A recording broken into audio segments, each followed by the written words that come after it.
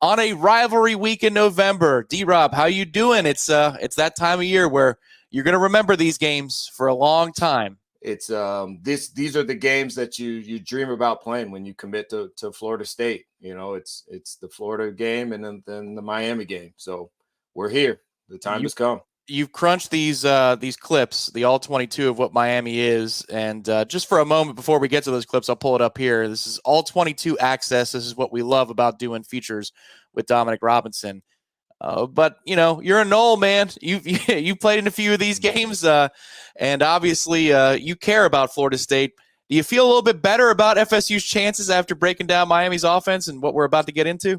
I do, man. When I started this, my premise was, are they back? Is Miami back? Well, before I even got to the film, the answer was a resounding no. As I started to dig into their season and what's gone on. But then as I got deeper, I wanted to know, well, where are they in their rebuild and kind of what is the identity? Now that Cristobal is in, I guess this would be year 2. Kind of what is the identity of the offense and, kind of where are they headed? Yep. Makes sense. Now let's take a look at the all 22 here and delve into that question. What are they beyond inconsistent and struggling of late? What is Miami and where are they in that rebuild, D-Rob? What do you see? So the one thing that I saw, man, big time was on first down, them running inside zone. Okay. And then the other thing you'll see a lot of is formation into the boundary. So that's 3 receivers or a higher number into the short side of the field than to the wide side of the field. So that's what you see here. Clemson, interestingly enough, they decided to go with numbers into the boundary, which against us, they didn't do.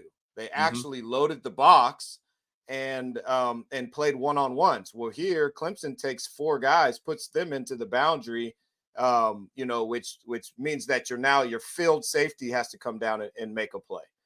And so Miami runs a staple for them. It's nothing fancy. It's there's no motion, there's no shift, and they just run inside zone. And this safety has to make a play for Clemson, and it's out the gate. So, again, going back to my initial question, are they back? They got some explosive players. It's definitely better than the cupboard is not bare. You can see there's moments, there's flashes. But, again, Clemson doesn't load the box like they did against us. They leave 25 here to make this play. He takes a poor angle. And number zero makes a nice cut right here. And then he beats guys 80 yards to the touchdown. I think it's important to note he ends the game with 87 yards. It coughs the ball up there. That's important too. That ball might have been out. But he ends the game with 87 yards total. So this was the brunt of his rushing yards for this game. Again, who are they on first down? What do they want to do on first down? Here's a first down against NC State.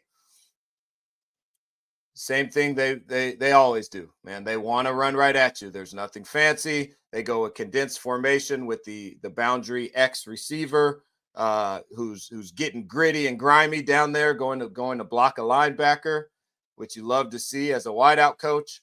And they run inside zone. It makes a guy miss, and ends up with a good gain on first down. We'll look at this from the tight. Again, you're going to see a lot of this. They're going to play ball control, try to keep the ball on the clock and then make your perimeter guys tackle. Right here, number 3 has a chance to tackle this guy for a minimal gain. 22 makes a miss. Again, it's not quite Frank Gore, but it certainly is an explosive runner that they have back there. And they're going to do some things that will present you some problems. Yeah, it seems like, Dominic, that, just from the naked eye, that if you're going to rank their playmakers, they've got a good slot receiver in Restrepo. That's the best of their passing game. But the strength of their offense is in that offensive backfield. It's the running backs. They've got a few dudes who can get downhill. And while they might not be the 2000 Miami Hurricanes, they've got a few options there that are legitimate and are going to put pressure on Florida State to make plays in space. Would you agree with that? Without question. And that's, again, that the thing that they're going to want to do is they're just going to continually run at you and make you tackle. They're, like I said, on first down, they're going to try to establish their identity by saying, hey, we're going to run at you and we're going to be okay with taking 2-3 yards, but eventually you're not going to want to keep tackling us and we're going to make you miss or we're going to run you over. Then they'll get into, once they do a good job of that, you'll see here, here's another first down. They show like they're going to run inside zone, and then they RPO it and throw a slant. It's a nice completion. Okay, ball's a little behind, but this is a good little concept here as they're faking inside zone to the field side, to the wide side, and then throwing it back across to the boundary side. So, again, a little wrinkle off of their first down runs. Once they get a bunch of good first down runs, you'll probably see, a little bit in the RPO game. And I think this is where number 9, even if he doesn't play quarterback, the other quarterback can have some success with just catching and getting the ball out quickly. It seems like this is 101 stuff. Like you're talking about where are they in their rebuild? It's kind of down to the bare bones and the basics, right? Inside zone and then, a glance off of RPO. Yeah, and they're going to have to do that because, as you'll see as we get deeper into this breakdown, anything drop back, anything complex, it gets really cloudy for their quarterback. He really struggles, and you can definitely see where he's probably not healthy. Again, going back to their identity, another way that you can really see identity as a defensive coach when you're breaking down the offense, you look at the first downs and then you get into the third downs. So this first third down that I saw in this NC State game is 3rd and 5, from the 41, 42, which you're thinking you're possibly, in 4-down territory. So you're possibly going to go for it. So, it's a potential for run, but most 3rd and 5s in today's day and age, it's a pass. Guys are throwing the ball in 3rd and 4 or more, 70 to 80% of the time. Well, they get into a 3rd and 5 and they actually run split zone here. So that means the wing back is going to work to the field side end, and then they're going to run, zone opposite of the split guy, the guy that's coming to the field. And it's a good little run. They get the first down. Again, establishing physicality, aggressiveness, and a willingness to run the ball when most people don't. And that's, again, this is something that we're going to see on Saturday. Split zone here, 84. So they're putting 26 in a bind here. So NC State's running a game up front. They ran a lot of pressures. That's one thing that's a lot different than our approach on defense, is that NC State was bringing 5-6 man pressures consistently. And that's something that's a little bit different, but it also tells you another thing about Miami being back or not being back, in that means you're playing one-on-one coverage. Mm-hmm. And a Miami receiver should win one-on-one coverage more often than not. And they weren't able to do that. So they put 26 in a bind here by running split zone. That just freezes him just long enough to where that ball can spit outside of him. He's responsible for that gap outside. And the ball bounces. Again, perimeter players, don't typically want to tackle, and Miami exploits them on a 3rd and 5. And you can see, look at the coaching staff. Fired up. You see how fired up those guys are over there because, again, this is a non-traditional running down. And, to run the ball here and to get this first down, you look at the coaching staff, look how fired up those guys are. That's a big play right there, man. And it really establishes, an identity. So what's the balance there, Dominic, in terms of identity versus playing to protect a quarterback who's not at 100%? Like, can you do both at the same time? Because 3rd and 5, if that's a throwing down, Tyler Van Dyke's been turning the ball over left and right. What's the line between identity and then, just trying to stay away from a weakness? Yeah, that's a great question. To be honest, I think there's a part of that too. They're on the road here. and he's potentially banged up, or actually we know for sure he's banged up pretty bad. Yeah. So, so yeah, it could be a little bit of both. Um, again, knowing that Mario Cristobal is an offensive line coach and from his time at Oregon, I do think that that's part of their identity, whether the quarterback is hurt and banged up and whether they're on the road or not. But I'm sure that also plays into it also. And that, hey, if we can get some positive yards on first down and get him into a manageable third down, now we kind of have all of our tools, in a third and short situation where we can run and pass. We don't want to be in a must pass situation. One of their other favorite things that they've done is formation into the boundary. And so, we saw the inside zone clip earlier versus Clemson. Here's another formation into the boundary. This is a really good little concept that they ran. Again, most of the formation into the boundary, we'll see a little bit later, they're going to throw wide receiver screens. So here, they're going to fake like they're running a counter to the field, and then the wide receiver screen here into the boundary, which is something that they do a good amount. And then they fake, and then they throw the pop to the tight end.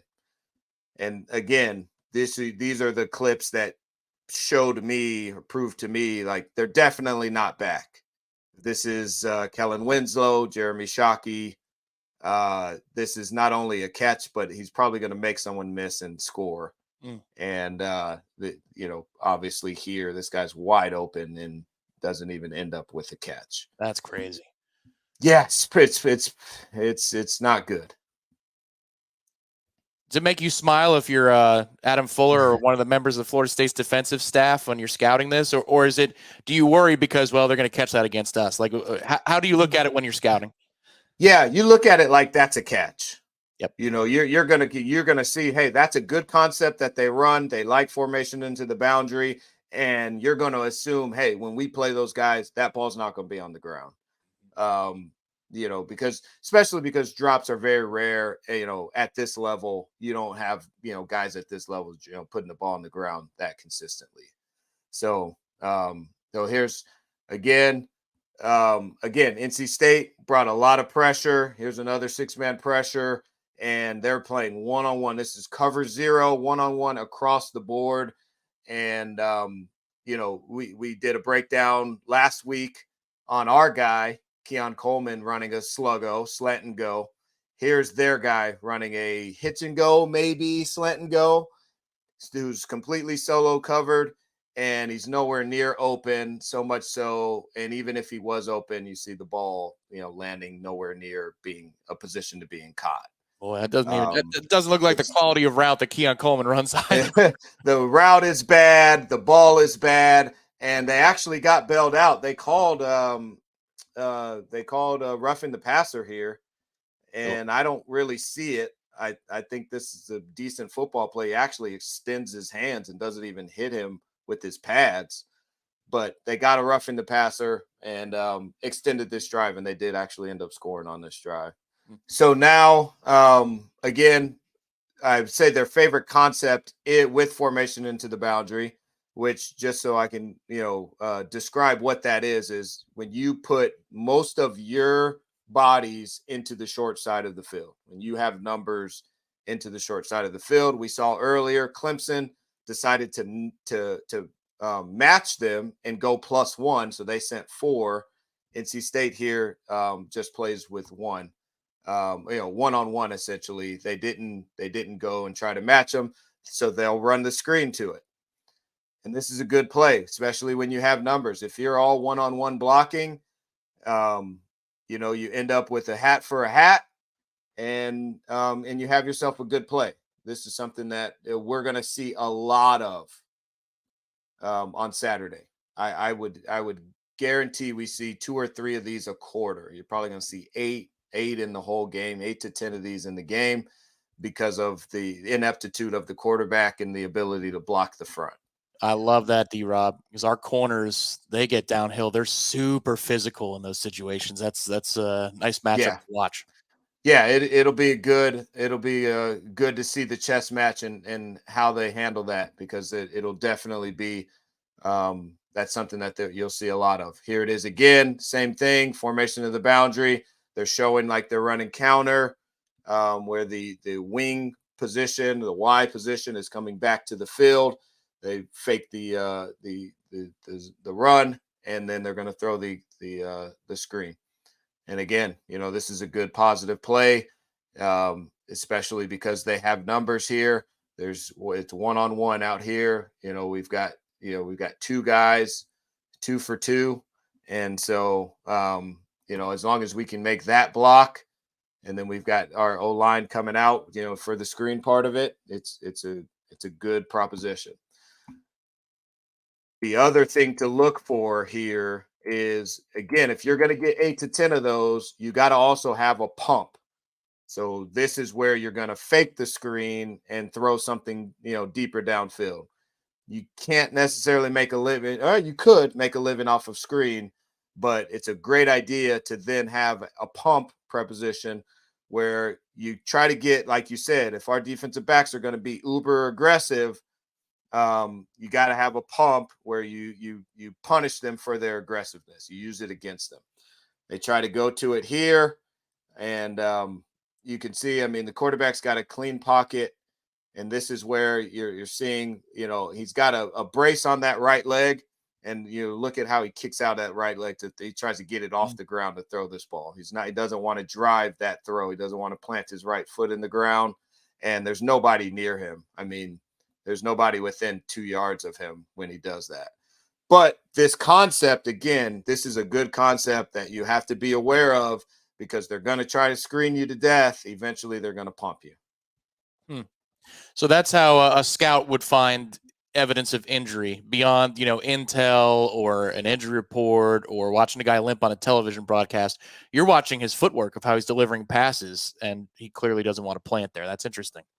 Absolutely, especially if you're not going to drive, a throw like that. That's just a check down to the back, and there's nobody near you. You're definitely thinking, I gotta. If I have a quarterback that's in Division I football, I got to be able to complete that pass. And if that ball's hitting the ground, there's something's off. Something's not right. So that was the first play that kind of gave me a sign that something's going on. And then as I dug deeper, I started to look at some other plays. Here's a play earlier in the game against NC State. He's just a solo. Again, NC State brought a lot of pressure, so you're getting a lot of one-on-ones, and he doesn't want to plant. You see he's fading away from this throw. He doesn't want to stick his right foot in the ground. This guy is not necessarily open, but the quarterback is not willing to deliver this ball.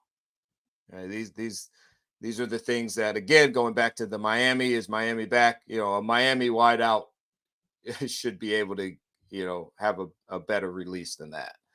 He's not necessarily open, but the delivery of that ball definitely shows some issues with the quarterback, and now you can see why they're considering maybe playing the other guy on Saturday. Yeah, so with that, I guess the question would be, conceptually speaking, are you expecting that, if Miami's going to bring in a freshman quarterback, it would be his second start? He played against Clemson. They won that game in double overtime. The concepts you would imagine are going to be the same, just because it's a kid that doesn't have a whole lot of other experience. So what you see with Van Dyke is what you would get with an Emory Williams. Absolutely. And I think that's why I'm saying you're going to see 8 to 10 wide receiver screens. Yeah. Because there's no read on that. There's no identifying coverage. There's very little. It's you literally take the ball, throw it to that guy over there. Mm-hmm. And that's a big reason why I think you're going to see that. Here's the first interception. NC State goes opposite what they've been doing, showing pressure. They bail out. They just play zone. And again, this is a ball where this wideout is open. He's just got to deliver the ball. There's no pressure. There's nobody near him. And he underthrows this ball. If you're going to miss, you're going to miss on that back pylon. And he underthrows it and leaves it inside. But this was, really a real simple concept here. There's just a 3-man rush. This is where, you kind of have some questions up front. I do actually think they do a decent job up front, not Mhm. on this play specifically, but throughout the game. Like I said, NC State's bringing 5 or 6, and they didn't do a bad job picking them up. Here, they're just rushing 3, and this tackle, gets beat for a sack. But the quarterback's got to deliver the ball. He's holding on to it way too long, and you've got a guy down here, number 7. That's you at this point you got to throw. There's 3 guys, dropping underneath and over the top of the option that you wanted, which is right here, number 4. Um, and this guy is wide open. He's looking at him too. So he's looking right at him. You got to deliver the football. He doesn't do it, and it cost them a huge turnover down here inside the 10. So here's what happens when you get into must-pass situations. They're down in this game now, and they have to run drop-back passes. They don't have the ability to go play action on first down, because it's they don't have the time to do that. And this is sort of the danger of it, is these guys are just rushing 3. There's really nobody around him, and he just goes down. Um, there's no pressure. You're able to drop 8, and everything's, you can see all the passing lanes are taken away. He's got to just check this ball down, but he doesn't want to do that either. He just holds on, eats it. These are all consecutive plays, in the fourth quarter where they had to pass. And if you get him into this situation, it gets really ugly, for them. Here again, they're just rushing 3. They got nothing open. They try to go 4 verts. There's nothing there. He rolls out and he throws it away. And then the last play, kind of the stamp on it. Again, he just throws the other team the ball. Throws it to the wrong jersey. They go 4 verts again. And the accuracy issues, the injury, whether he's in his head or whatever it is, these are the situations that you want to get them in, because they are not comfortable and they do not do a good job. It just looks to me like, this is where when you win recruiting battles or NIL battles these days, you have a Johnny, you have a Keon Coleman, you have a Jaheim Bell. At least you have a fighting chance in those situations. It doesn't look like they have somebody that they're trying to get the ball to in a desperate moment like this in a one-on-one, D-Rob. No, they don't at all. And again, this is so outside of their identity that they just don't have the guy yet. And that's where we got to jump on them. And so we're sitting in a good position. As long as you can handle yourself on first down, force them into these situations, you feel like that's a game that you should win. Those are battles that you should win, because they don't necessarily have the guys skilled wise out wide.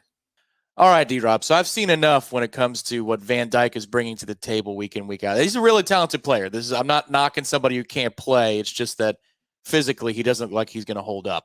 So with the premise that they might go back to freshman Emory Williams, who was able to engineer a win some way, somehow against Clemson, looking at what you see, and if you're, let's say, a defensive coach in Florida State's meeting rooms, how the heck are they going to attack us if they've got all these issues? How do you put together a plan? How do you prepare for a Miami team that likely is going to have a different quarterback and that has these types of issues? What pops into your brain? I think what you look for is, they're going to run the ball on first down. We have to establish a physicality that will not allow them to be in, eventually 3rd and 3s and 4s. As long as we can keep you into a 3rd and 7 to 10, that's going to put you in a really bad spot. And so we got to we got to establish that. And then we got to take away and be aggressive in the screen game, but be sound to where you can't get beat on pumps. You can't get beat on a fake screen and go. So we got to be sound. Everybody's got to do their job. And as long as we do those 2 things, tackle on first down, and then tackle in the screen game, you feel like you've got yourself a really good chance to win. The Miami's going to try to control the ball, time of possession, and force you into a game where you've got to beat their defense. And the thing that I didn't break down was the strength of their team. It is their defense. I do believe that this is a legit, defense, maybe the best we've seen. I didn't, watch a lot of film, but I just looked at a lot of numbers in terms of what they've done against who they've done it against. And, they're definitely hanging their hat on the defensive side. So, as long as they possess the ball, that's something they did when Emory played against Clemson. They possessed the ball for 40 minutes, I think, 38 minutes. And as long as they do that, they feel like they have a chance to win the game and they don't turn it over. So we're going to look to force turnovers in the screen game, quarterback holding onto the ball a little bit too long if they ever do go drop back. But if I'm a Miami coach, I'm not going drop back more than 4 or 5 times in this game. Yep. I'm just not doing it. And so, again, if you get them in the 3rd and 10 and you force them into dropbacks, your guys are going to eat. Your guys up front are going to eat, and they don't want to play that game. All right, so the last way I'll devise a question, the chess game. If, let's just say, they like to run a lot of inside zone, like they run the bare bones on offense when you're talking about putting the ball in their running back's hands. And let's say they're going to run a lot of screens, which you talked about earlier. This is a way to get a kid without a lot of experience playing in a place like Doak Campbell, second career start. That's a different atmosphere. So if you're going to put quick throws in there and simple runs like inside zone, do you bring a lot of pressure if you're Adam Fuller? What do you think about that? Or do you just sit back and play man-to-man or zone, or what do you do? Yeah, no, I think you sit back in your regular quarter scheme. You play a little bit of man, but I think you sit back because of the screen game. I think you got to be, again, you have to be sound against pumps. And if we bring a bunch of pressure, that means there's one guy to make a tackle on one ball carrier and one guy to defeat a block and one guy that's responsible for the deep area. Well, if that guy decides he wants to trigger and help on the screen game, now you're in trouble. You don't have enough eyes on the quarterback, and you end up with a bad matchup downfield or no matchup at all because he's triggering and he's the only guy responsible. So you play your quarter scheme. That way a guy knows I'm not responsible for screen. I'm responsible for pump. And we should be sound. And as long as you tackle, as long as those guys show up and they don't miss tackles, then you're gonna be good. And you can't get over anxious on some of those. Man, they're gonna have numbers at the point of attack, like we saw. They go formation into the boundary. And if they get numbers at the point of attack and they get 5, 6, 7 on a screen, some of those you just got to tip your cap and go, okay, I can't panic and try to heat them up on that because what happens is you become unsound and then you give up a big play, whether that's a guy making a guy miss or getting a deep ball on a pump. Florida State looks to go to 10-0 for the first time since 2014. It's been a minute, but Florida State is now squarely in the college football playoff conversation, now with 2 rivalry games to go in the span of 14 days. He's Dominic Robinson. My name is Tom Lang. You're watching Warchant TV. Make sure to hit the thumbs up button underneath the video before you go. We'll have further breakdowns on Florida State down the stretch here. They remember November, as Dominic likes to say. We'll be back next time on Warchant TV. 10-0. 10-0. Are you kidding me? Let's freaking go. Man, it's unbelievable. See you next time. Noles.